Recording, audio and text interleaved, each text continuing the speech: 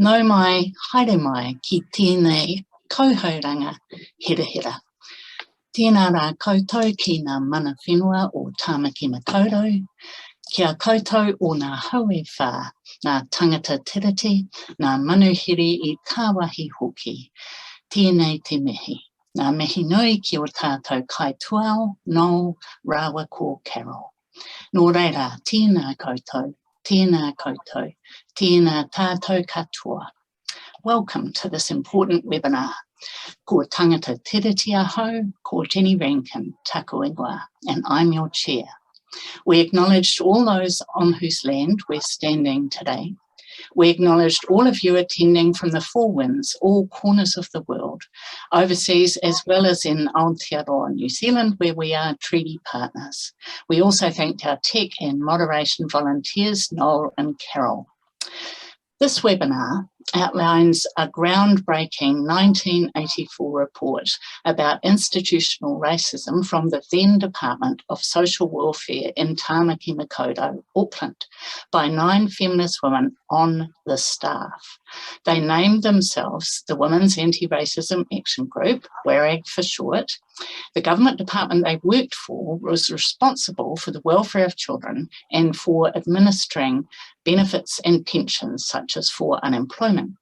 This is the first time in 37 years that WARAG members have got together to tell the story behind their report. The 5 available WARAG members, 1 Maori and 4 Pākehā, will each introduce themselves and speak briefly. Lainey will outline the context of the time. Heather will talk about why they wrote the report. Allyson will outline the group's process.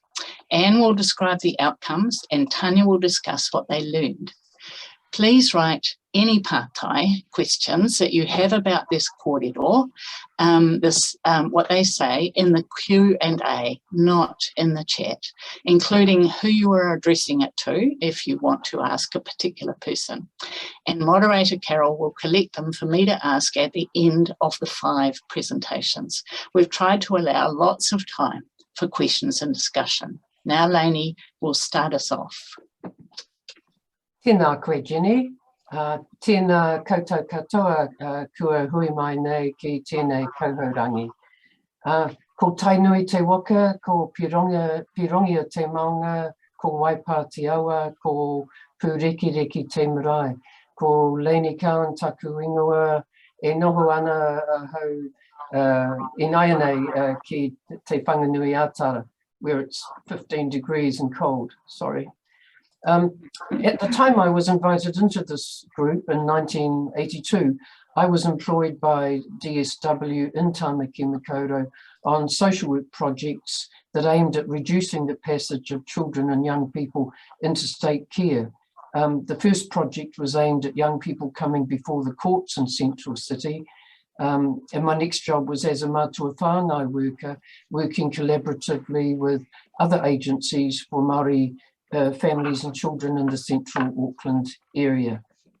Now the context of the time for our WARAG mahi, internationally, this is a reminder for many of us who were alive at that time, of course. The 70s and 80s were times of civil rights movements and protests, notably anti-nuclear, anti-sexist and anti-racist protests.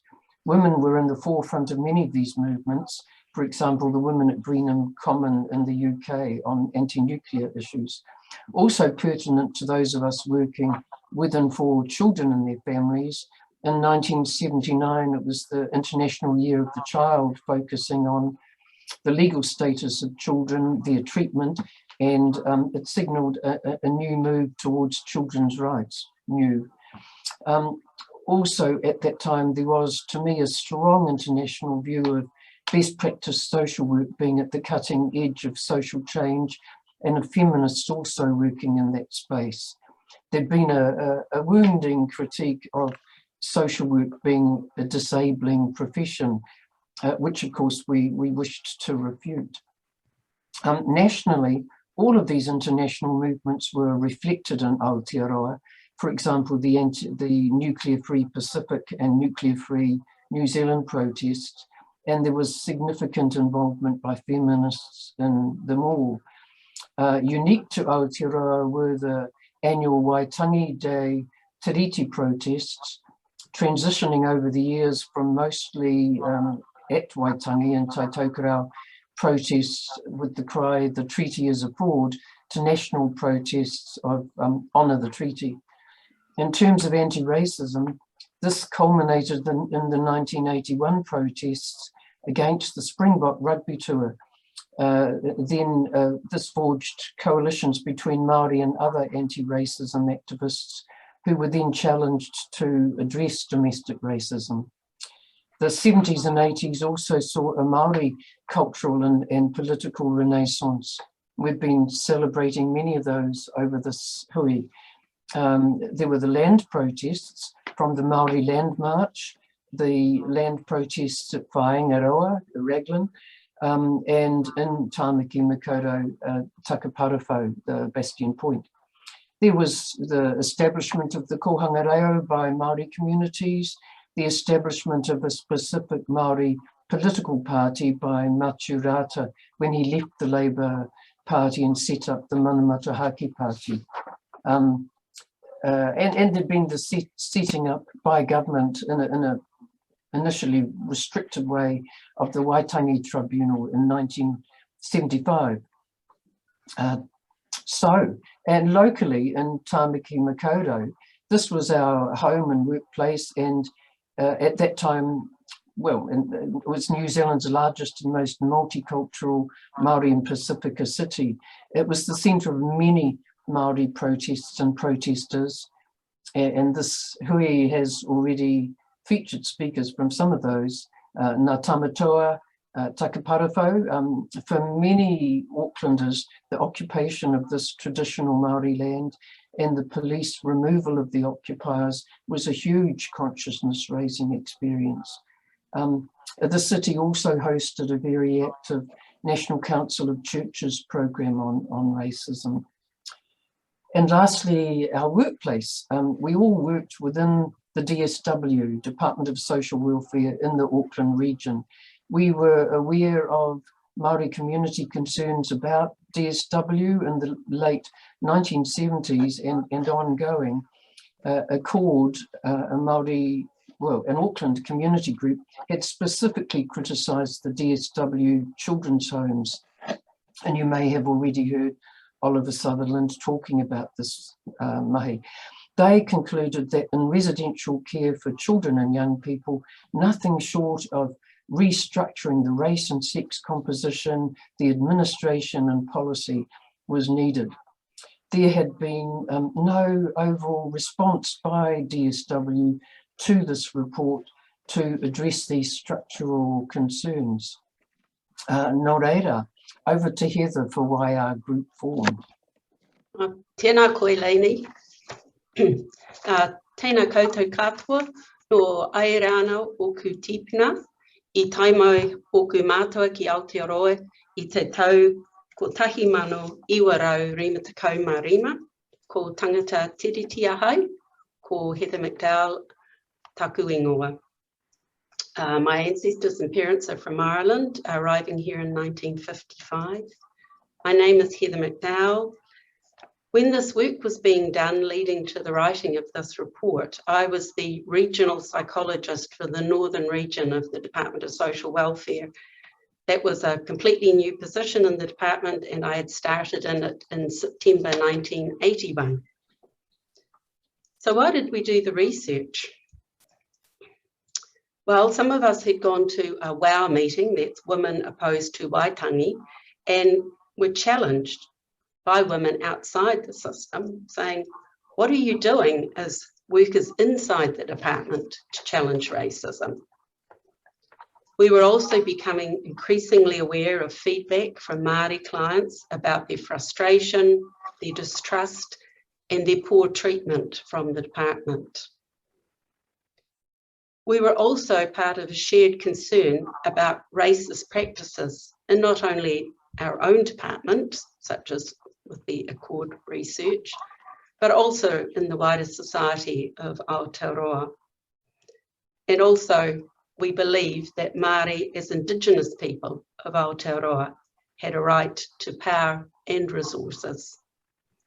Over to Allyson now to talk about the process of the group.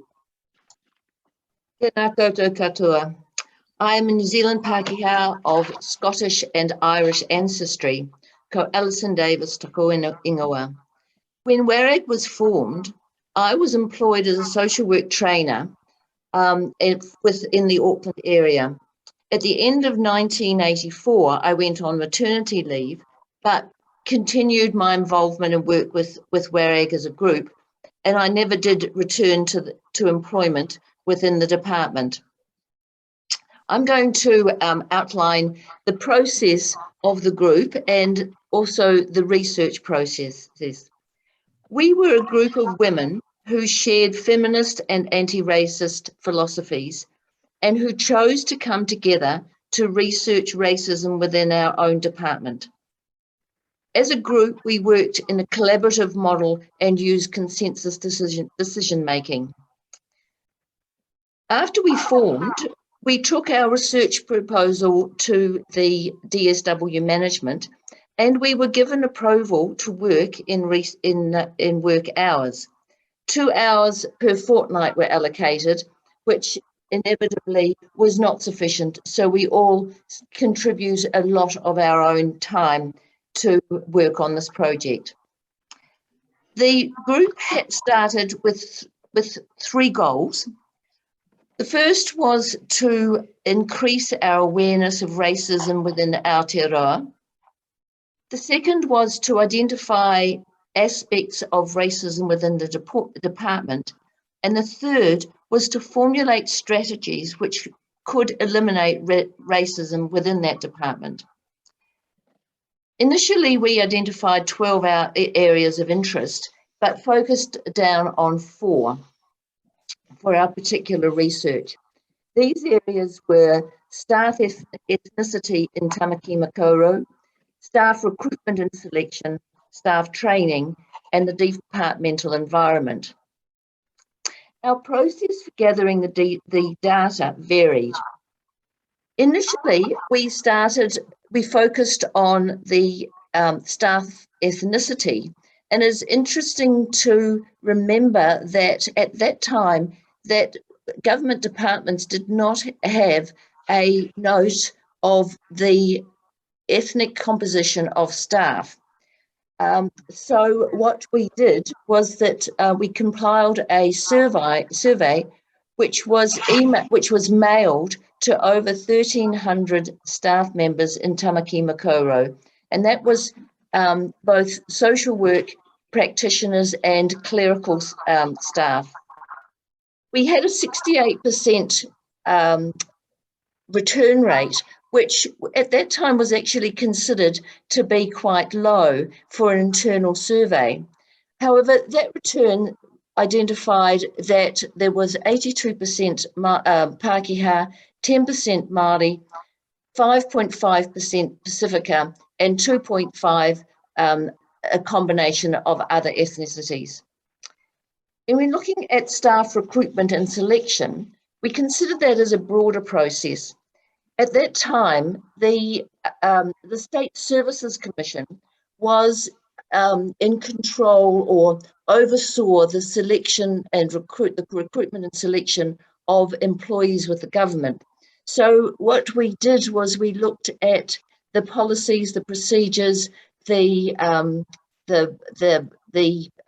protocols of a broad number of overarching bodies, such as the State Services Commission, the Public Service, the department's own policies, and out of that we collated our findings.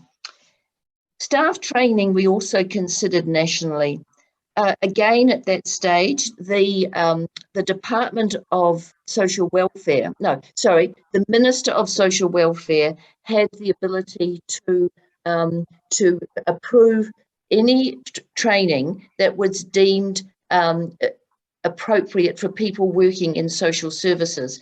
And the Department of Social Welfare had a mandate to provide all of the training for social workers in the country at that stage, not just for social welfare, but also for health, for Māori affairs, for what we then called the voluntary agencies, now we call them NGOs.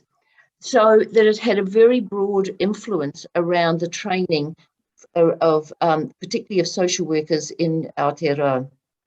Again, what we did was we looked broadly at policies, protocols, we looked at the curricula of the different training institutions and the training bodies within the department. Finally, we looked at the departmental environment, and again, we brought that back to Tāmaki Makaurau, and we gathered our data through individual visits to sites. Throughout all of our stages of our research process, consultation was important to us, and we approached a range of Māori consultants and Pākehā anti-racism workers from outside the department to give us feedback and to challenge our work. And Tanya will address that in more detail later on. After our collection of our data and our analysis, we concluded that our working premise that the Department of Social Welfare practices institutional racism had been substantiated in the 4 areas which were researched. We presented 34 recommendations, over a third of them relating to recruitment and selection. Having completed the report, we presented it to the Director General of Department of Social Welfare in November 1984. And we accompanied that with a recommendation that its release would be followed with a series of regional workshops so that staff could understand our findings.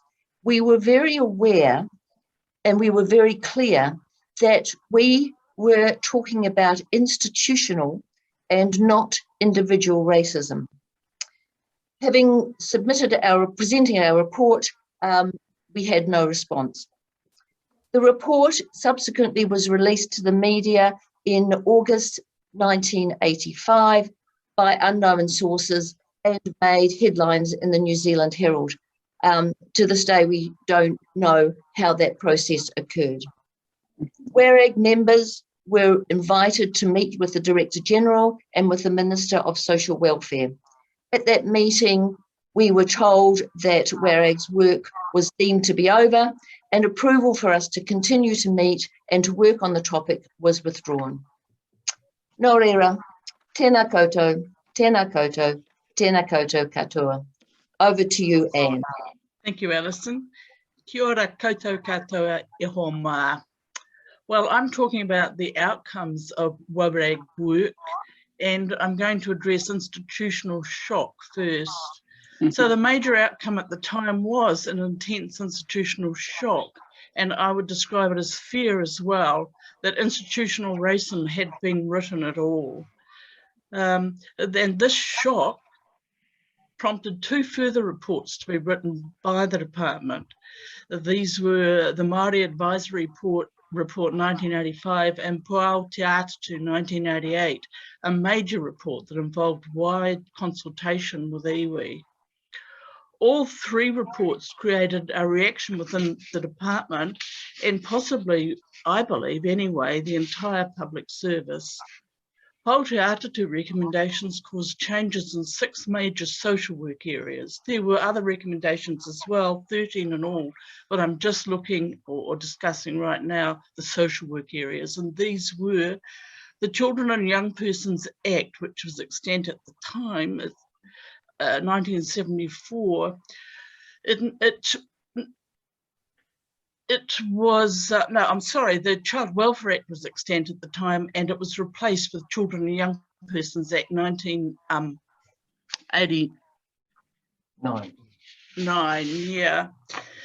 And this new act provided for funding of entities called iwi social services, independent legal access for iwi via FGC referrals, legal requirements to include whānau, hapu iwi in all decision-making for children and their placements when in care.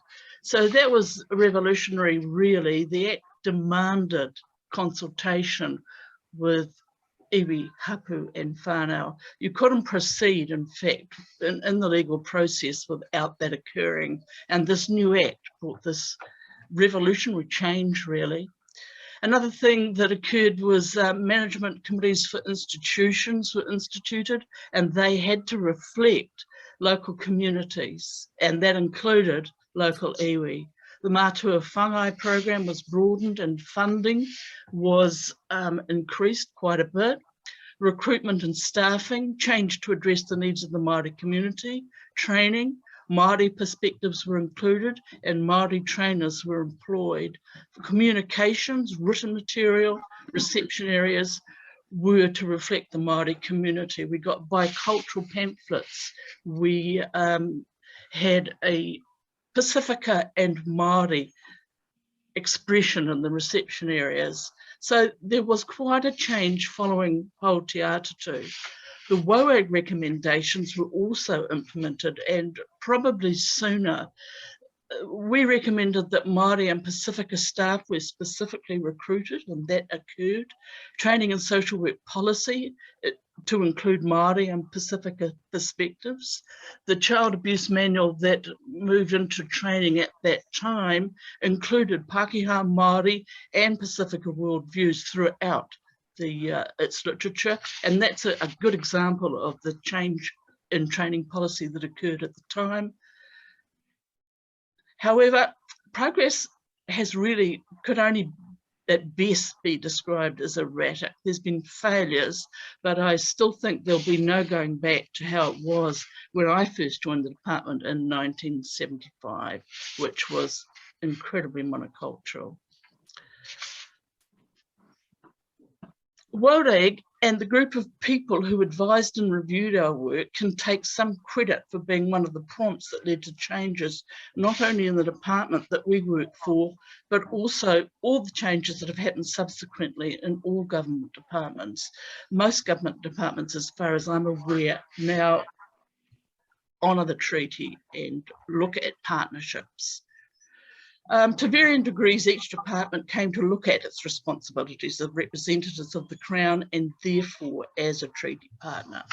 However, I have got to say that these changes, even though they were broad and really significant at the time, haven't really changed outcomes. It hasn't really changed outcomes for Māori children, hasn't really changed outcomes for Māori families, indeed for all New Zealand families.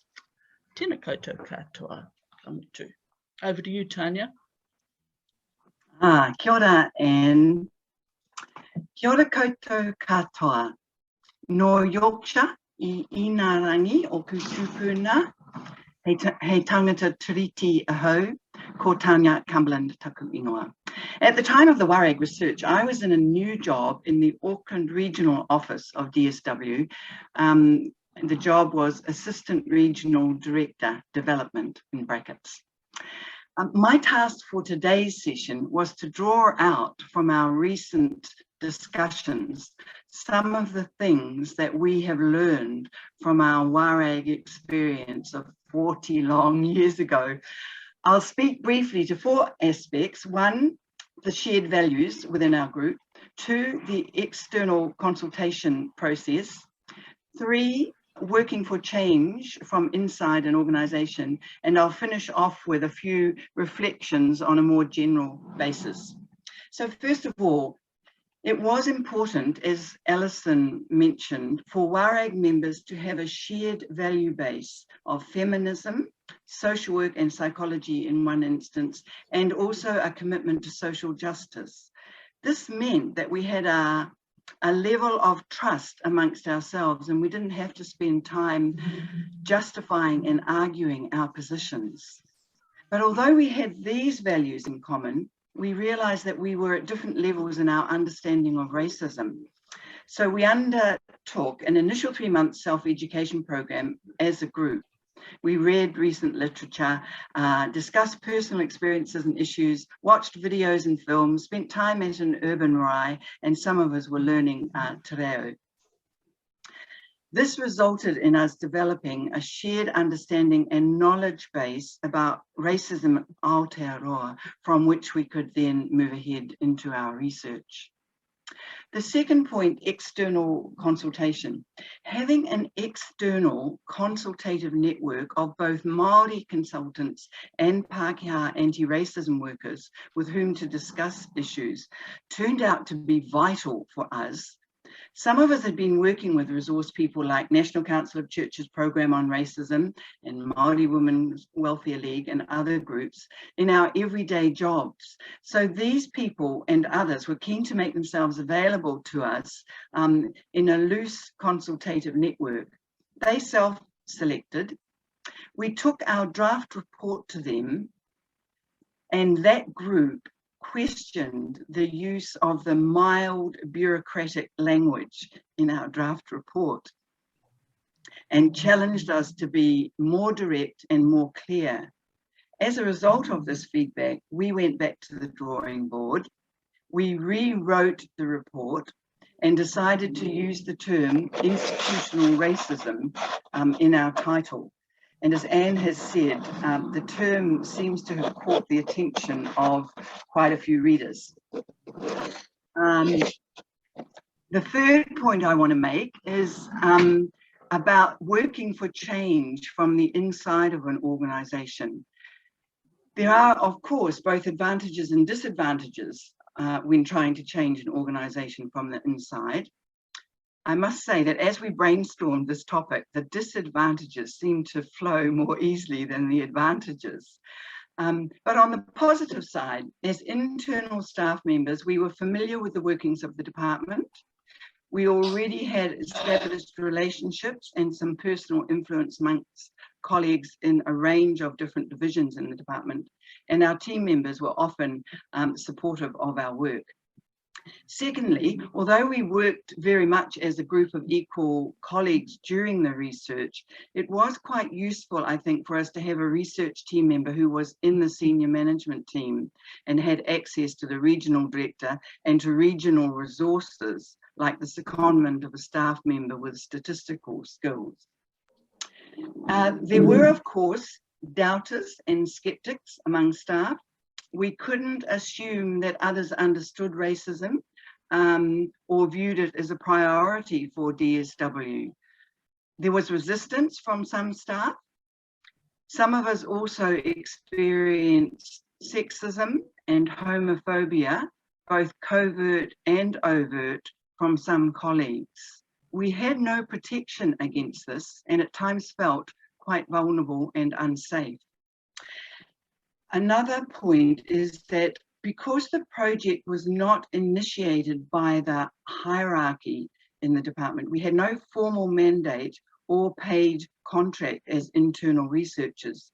The regional director did initially support the group's work, but others in the hierarchy could ignore or dismiss it, as some did. And of course, when research results are not popular or are misunderstood, internal researchers can easily be labelled as troublemakers and single issues people and can be pushed to the margins. Subsequent job applications may not be taken seriously.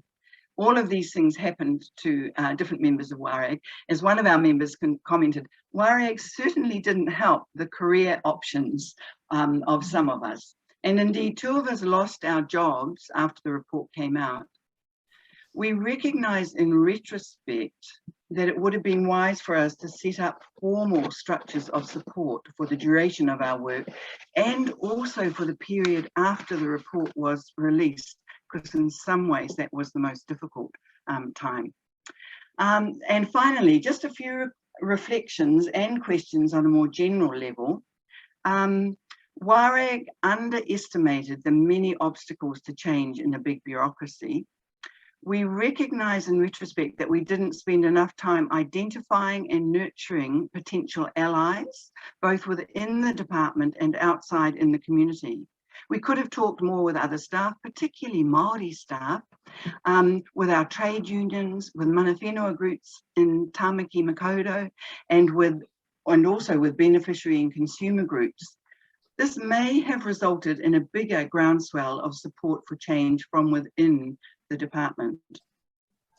We also recognise our naivety as researchers. None of us had professional training and or experience in research, apart from the odd brief university paper we may have done. Undoubtedly, in this age of sophisticated research protocols and accountabilities, current researchers would design and implement this kind of process very differently from the way we did it. We also know that the original goals of the research were limited and focused on operational aspects in the department only. We could have included the voices of DSW consumers in our work and then assessed the outcomes for them of DSW services. This would have changed the nature of the research project and was probably beyond our capabilities and resources at that stage. But overall, as Anne mentioned, when we look back on our work and the work of other researchers over the last 40 years into Department of Social Welfare, Oranga Tamariki and other iterations of the department, we are left with a big enduring question as to why we have not produced meaningful and improved outcomes for children and families in Aotearoa. As a postscript, I want to add that we have reminded ourselves of the old adage that it does take a generation or more for substantial change in society to take place. And I personally take hope from the fact that over 40,000 people have enrolled in this Te Tiriti-based Futures Anti-Racism webinar. We congratulate the organising team and all the amazing Kaikōrero who have contributed their wisdom so far. And we also acknowledge that our younger generations are speaking out loud and clear in this day and age. Nō reira, tēnā koutou, tēnā rā tātou katoa.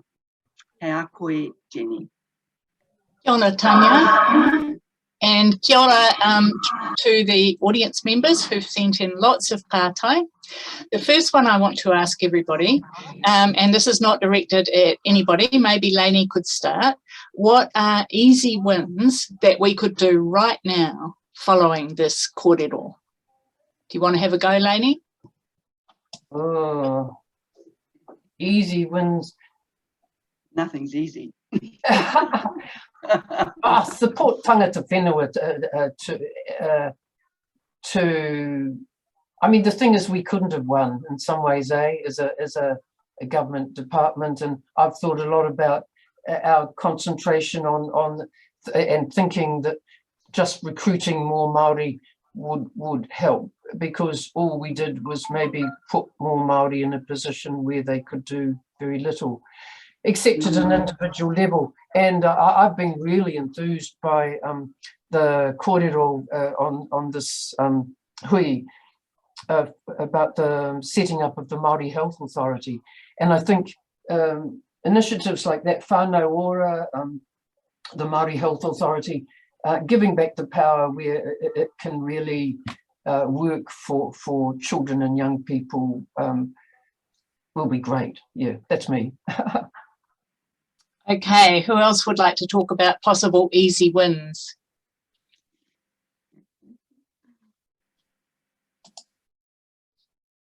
I'm raising my hand. Oh, sorry, Heather's got a hand up. Because I've blurred the background, so my hand goes all blurry too, which isn't helpful. I tautoko what you've said, Lainey, and I think, yes, the whole thing about getting your support team around you, finding people who have similar allied views and are willing to, go on this journey to look at what's not working, to look at ways that could be addressed, to work both from within your organisation and outside of it. But I think, as others have said earlier on this presentation, one of the things we didn't do was, or we didn't do very well, was to really gather that groundswell of support. And I think that's a number one, and of course always fundamental to that is partnership with tangata whenua. Okay, another question. This is from Madeline to the Pākehā members of the panel. What do Pākehā need to do more of to change current outcomes for whānau? Who'd like to take that one?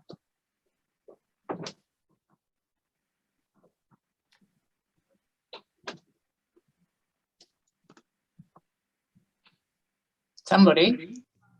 I'd say support tangata whenua, support them, go to them, say, what can we do? How can we support you? And be prepared to challenge our Pākehā colleagues, co-workers, allies, whenever they criticise, argue, resist, whatever. That's in a nutshell. Okay, thanks, Heather. Gay has asked, how do we stay unaffected by ongoing colonisation in institutions and organisations that continue to be unwilling to confront racism? Lainey, do you want to kick that off? How do we stay unaffected? I don't think we can stay unaffected. We'd be, that's unrealistic. To me, I feel all we can do is protect ourselves in other ways, sort of be strengthened by the people we have around us, maybe even stay away from people who are toxic to Te Reti environment. So, major thing for me. Yes, I tautoko your comments, Lainey. I actually don't think it's possible to be unaffected. I think that our feelings are very much a part of our beings and our work. And the important thing is to keep our focus on the Te Tiriti as partners. I think when things get difficult, it's particularly important to have people around who you can go to and talk things through. I think that one of the important things for us as Pākehā sometimes is to step aside and just encourage the amazing initiatives that are being taken by many Maori people in all of our organisations. But for example, I myself am not in any major organisation at the moment, but every day there, you come across, we come across racist moments, and it's a matter of calling them out, then and there, and offering to do some more talking with the people if they want to. So I just think there are, there are little things that we can do every day. Thank you, Tanya. Allyson, you had your hand up. I think probably Tanya has addressed many of the things I was going to say, but I guess for me, it's also about being willing to give up power. So to actually be willing to be humble, to ask questions, to not know, and to follow, as opposed to feeling that we need to always be leading. So to me, there's something about humility in terms of what we know. And I guess it's slightly off the top of the question, but I was also thinking about most of us here have belonged to professional organisations. We are professional helpers. And I think that there is a real opportunity for us to gather that if you like, the broader values and ethics of our professions, and to challenge the organisations which are now actually colonising our professions and shaping what we do because of the organisational outputs, KPIs. So it's about somehow or other reclaiming our sense of professional purpose. Thank you, Allyson. There's a question here from Andrea. No, sorry, I was looking at the wrong one. This is one that relates to social work. So this is for those of you who are still or have recently been social workers. How did your knowledge of being a social worker give you permission to do this mahi in the first place? So I'm not sure who that applies to. Well, Lainey. I guess because I mentioned it, I think we'd had strong, like I said in my presentation, that there'd been whole books written about including social work as a disabling profession at the time, and there was a strong, I think, social work response at that time to not to have some awareness of how disabling we could be and how to attempt to turn that around. Anne, you had your hand up, eh? Yeah, I waved. As a social worker, I was exposed every day to the effects on children and families, what was happening in the family systems. I mean, you can't be unaffected if you uplift a child with 29 broken bones, for example. So you can't be unaffected, and knowing this really is a huge impetus to correct it in any way that you can. And that's just one example. You see, working in the social work field, you see this sort of thing all the time, and it's institutional, it's systemic, it's embedded, it's very, very difficult to work with. And working with it in a micro way, I discovered for myself it doesn't work. Doing it individual by individual, family by family, it is much, much bigger than that, which is one of the reasons why I joined this group willingly. Kia ora, Anne. Okay, another pātai from Andrea. If you were in leadership roles to change the processes today, what would you advise? So this is for Oranga Tamariki, I guess.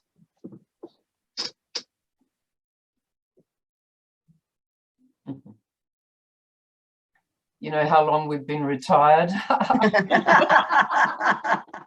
Hi, 35 years. Oh, get the hell out of it, you know. Yeah, I wouldn't have a clue. It's almost like, yeah, you know, I think part of it is that it's like trying to fix these little bits. When actually, you know, the analogy which gets overused, the rearranging the deck chairs on the Titanic, when actually it was the whole structural build of the Titanic. You know, it was the way that was built. It was then when something happened that hadn't been anticipated, and just the whole impact. It just feels like it's kind of right through how it operates, that disconnect from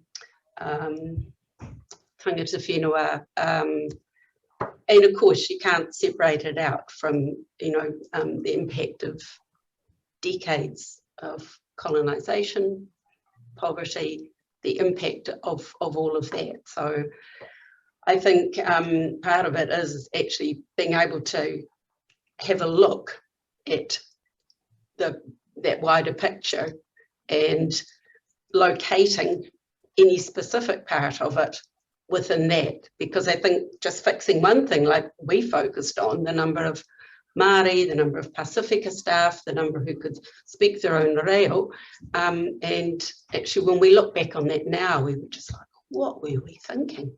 You know, how did we think that was going to make a big enough change? And that did change over time, looking now at the number of staff who are tangata whenua, the number of staff who are Pacifica, the number of staff who, you know, speak te reo, speak their own Pacifica language, but actually, has it made a difference? Has it made enough of a difference? Sorry, that's a very broad answer, but I think too, I would be saying I don't have the answers. I would need to go and find out the people who do, and work with them. Yeah. Yeah. Look, I think every day on the media, Māori media and Pākehā media, just as on last night's Māori television program, a woman, Paola Moyle, said child protection must be dismantled. We must start again. By Maori, for Maori, whakapapa-based resource by the government.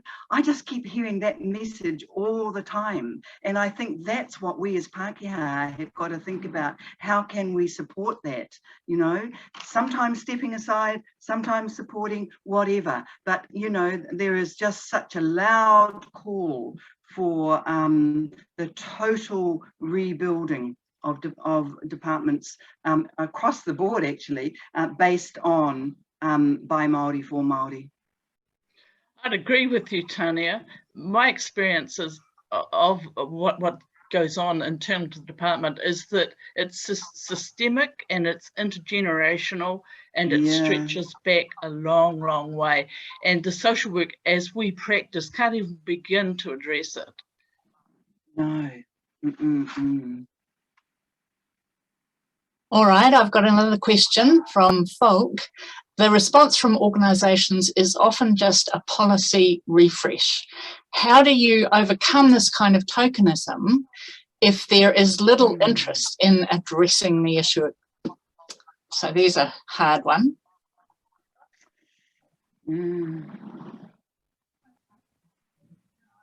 Well, I mean, what's a policy refresh? I mean, we've been saying the same thing for a hell of a long time. And I mean, I certainly, at the end of my career, was finding that people were saying the same things. Well, we have been addressing racism and all that's changed, deck chairs on Titanic, but look at the movement of language from institutional to systemic. You know, it's if you like, there might be different words used, but it's basically addressing the same problem. I think you have to look at the content of the policy refresh and support it if it's ticker. If it's, I don't know, Lainey, how many name changes has Oranga Tamariki had in your career? Well, going back to your career, it went through a few before I joined in '79, didn't it? But, 1975 to 2017, I think we had about 5 or 6 name changes, and I don't know why we did that. It was meant to reflect every time a new dawn, a new approach. And very often it weakened It did both weaken the good it. and the bad. Yes. It just weakened the total function and dribbled down to those of us at the front line, didn't it? That's right. We're fiddling in a sense with structure that perhaps is not doing what it should. I think with policy, having been at a couple of workshops run by the wonderful Heather Kane-Fryer, who's responsible for bringing us all together after 37 years, and I think her critical tiriti analysis, I think taking that and applying it to a policy is a good place to start, and getting a group that's, you can hear that time and again, have people with you, Yeah, and I think back to Rebecca Evans and her workshops that I've been on in the past, and make sure you've got people who can pick up and lead or carry it forward when you need to just take a little break and move back and protect yourself for a while too. And again, that was one of the things that we really didn't do.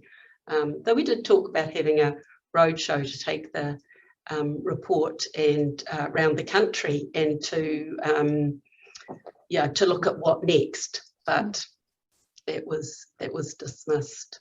So I think there are a number of tools. I see there's some things in the chat, and I'm sure from the other sessions too, there are ways of doing it. I think everybody needs support, and Heather's just put in our chat, it's never too late for a roadshow. We might not have the same in, Heather, none of us work for the department, but yeah. That's interesting, Heather, but Paoteatatu, of course, did do a roadshow. It went to 200-300 marae. It was led by John Rangiho, a very respected rangatira, and he spoke to all the iwi. So that has been done. Maybe there are things that they just need to keep on being done. I'd agree, yes. You know, it's not like, oh, done that, that's it. But we've done that and we need to just keep on doing it. Yeah. The good stuff, the things that are effective. There's a related question in the Q&A about policy. Although MSD now has a much higher percentage of Māori staff, there are still very few in policy roles, this person says, and this is true right across the public service, and they worry that it means that big P policy is written with little or any input from Māori. Was that a focus? Was policy a focus in your research, or and what do you think about who writes policy now?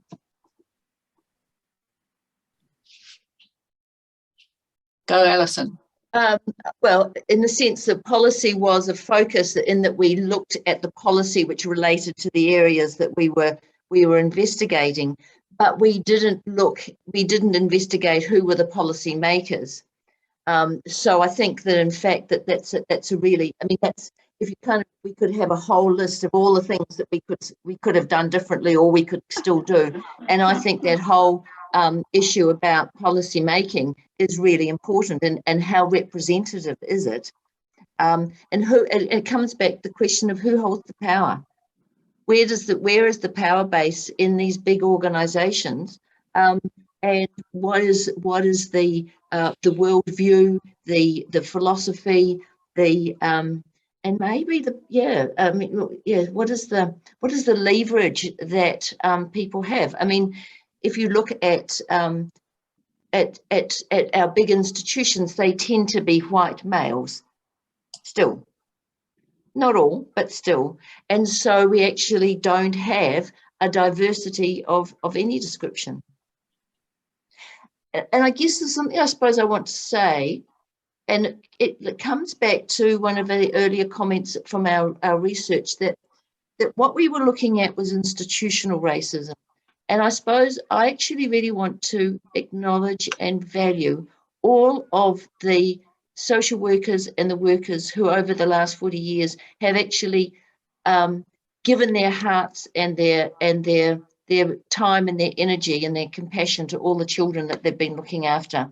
Because I think that it's easy to clump everything into this box of these are bad practices. They're not good practices, but the individuals in them, most of them have got good hearts and good intentions. And I think that I'd like to acknowledge that and say that people have done a damn good job in really hard situations. And can I say, I think in terms of when I shifted from Tāmaki Makaurau back to Te Whanganui Atara, and eventually washed up in MSD, there's a huge gap between social workers at the front line, and certainly in centres such as Tāmaki Makaurau, which have got a high influence from Maori in them. There's a huge divide from the frontline workers to policy, big P policy in head office, and I don't think they spoke to each other. I didn't get any sense of a connection between what was going on in down here. We can lead a pretty white life, to Auckland where you can't. Kia ora, Lainey, thank you.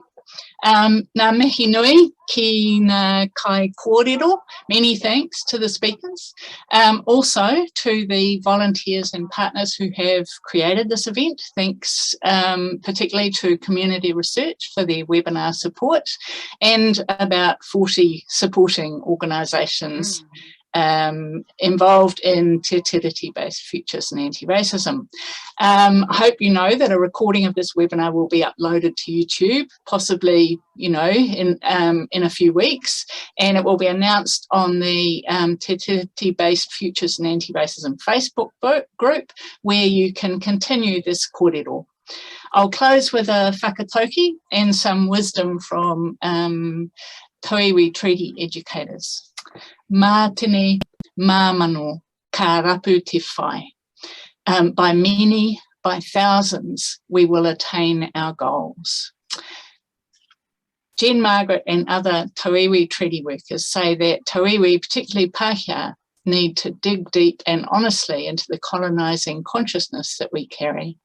We need to be self-reflective, self-aware, and to take action that supports tino rangatiratanga and the Mā Tiki Mai vision, where the Pākehā Nation, as a subset of tangata tiriti, cooperates with Māori to create a te tiriti-based future.